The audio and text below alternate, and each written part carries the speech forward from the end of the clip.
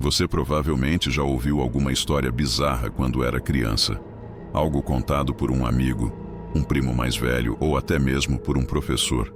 Aquelas histórias que sempre começavam com "dizem que aconteceu com alguém que estudou aqui", ou "minha avó jura que viu com os próprios olhos". Mas e se eu te dissesse que muitas dessas histórias não eram só imaginação? Que por trás de certas lendas urbanas do Brasil há registros, documentos, testemunhos e até investigações reais? Pois é, algumas das lendas que fizeram parte do seu medo na infância aconteceram, de verdade. O Brasil é um país rico em cultura, folclore e mistério. Mas entre sacis, curupiras e iaras, existem histórias que não vêm do imaginário, e sim de episódios que marcaram cidades inteiras. São lendas urbanas que, com o tempo, foram sendo suavizadas, alteradas ou mistificadas. Mas a base delas permanece viva e verdadeira. Desde sempre, o ser humano cria histórias como forma de explicar o desconhecido, alertar sobre perigos ou até proteger crianças de situações reais.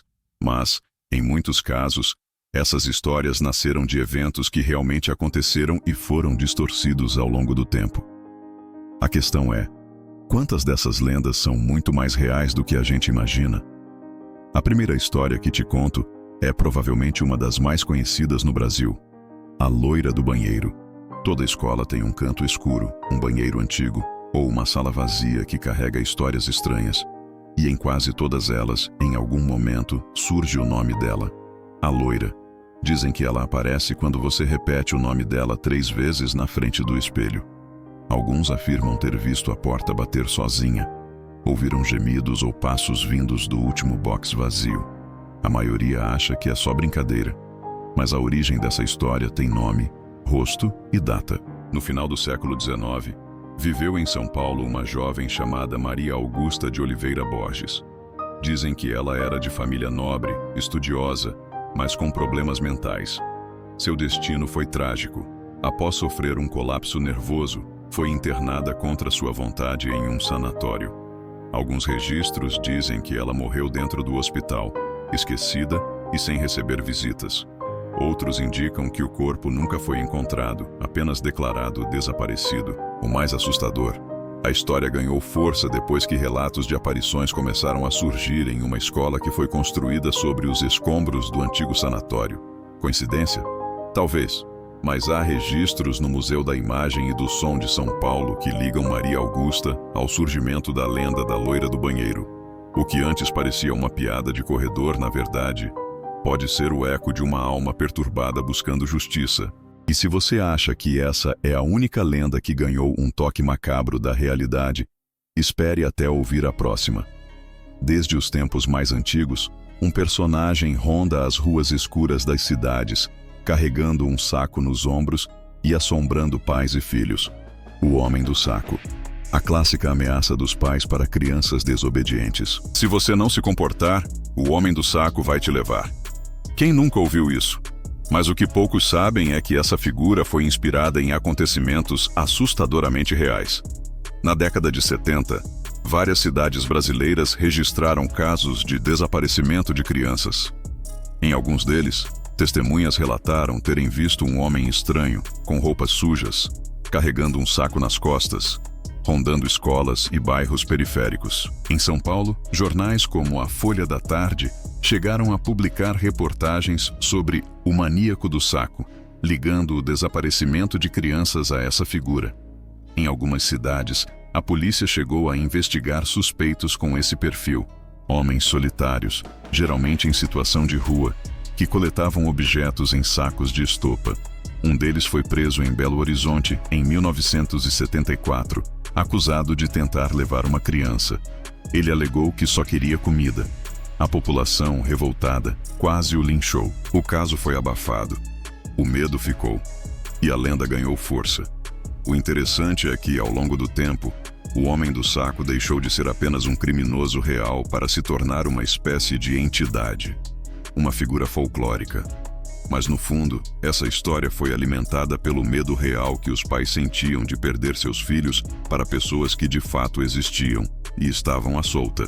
Agora, se você já teve calafrios com brinquedos, vai se arrepiar com a próxima história. Boneca, sim, uma simples boneca, se tornou centro de orações, pedidos e até medo coletivo em Belém do Pará. Tudo começou nos anos 2000, quando moradores do bairro da Pedreira começaram a relatar coisas estranhas acontecendo em uma pequena loja de antiguidades. A boneca que estava exposta na vitrine parecia mudar de posição sozinha. Alguns diziam que ela piscava, outros afirmavam que ouviam risadinhas quando passavam pela rua à noite.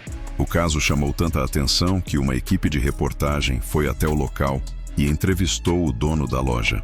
Ele disse que a boneca foi trazida de um antigo orfanato, fechado após um incêndio. Desde então, ele jurava que as luzes da loja piscavam sozinhas, que os produtos caíam das prateleiras e que a boneca sempre mudava de lugar, mesmo quando ninguém a tocava. A situação ganhou notoriedade nas redes sociais e a tal boneca foi colocada em uma caixa de vidro, não para proteger, mas para conter. Hoje, ela é visitada por curiosos e até religiosos que rezam ao lado dela, pedindo proteção. Para alguns, é apenas superstição. Para outros, um aviso. Até objetos aparentemente inofensivos podem carregar histórias pesadas, mas nem toda lenda vem de cidades grandes ou da mídia. Em muitas regiões do interior, as histórias são passadas de geração em geração e são ainda mais bizarras. Uma das mais antigas e perturbadoras é a do corpo seco. Dizem que se trata de um homem que, em vida, cometeu pecados tão graves, especialmente contra a própria mãe, que, após a morte, nem o céu nem o inferno o aceitaram. Seu corpo então ficou vagando pela terra, ressecado, deformado, condenado a assustar quem encontra com ele em cemitérios e estradas desertas. O mais curioso é que em várias cidades do interior de Minas Gerais, Goiás e Paraná, há relatos de aparições de um ser estranho, alto, seco, com pele colada nos ossos, arrastando os pés e gemendo. Certa vez, em 1993, em uma cidade próxima a Uberaba, um grupo de coveiros encontrou um túmulo revirado e restos de um corpo em posição estranha, com marcas profundas nos ossos, como se algo tivesse sugado toda a umidade. O caso foi registrado na delegacia local, mas arquivado por falta de provas. A descrição, no entanto, bate com o que se fala sobre o corpo seco, e assim, mais uma história que parecia apenas folclore se mistura com os fatos. Agora me diz, depois de ouvir tudo isso, você ainda tem certeza de que são apenas lendas? É curioso como a gente cresce achando que essas histórias são só fantasias criadas para assustar crianças. Mas, conforme investigamos, percebemos que muitas delas têm raízes profundas na realidade. Seja através de crimes abafados, fenômenos sem explicação ou até mesmo traumas coletivos, essas lendas foram ganhando forma e atravessando gerações. E isso nos leva a pensar: quantas outras histórias que ouvimos e rimos podem, na verdade, esconder algo muito mais sério, irreal, o que você chamaria de superstição?